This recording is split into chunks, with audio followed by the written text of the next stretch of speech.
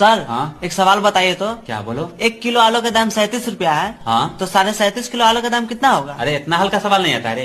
नहीं सर। क्या यार तुम क्या बनेगा। देखो 1 किलो आलू का दाम 37 रुपया है, ठीक है। ठीक है। तो 37.5 किलो आलू का दाम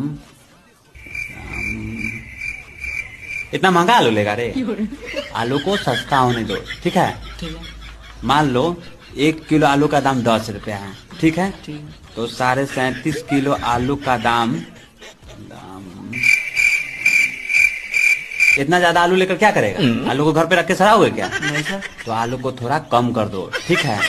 मान लो 10 किलो आलू है, ठीक है। तो 1 किलो आलू का दाम 10 रुपया है। तो 10 किलो गुने 10 रुपया, ठीक है। तो कितना हुआ 100।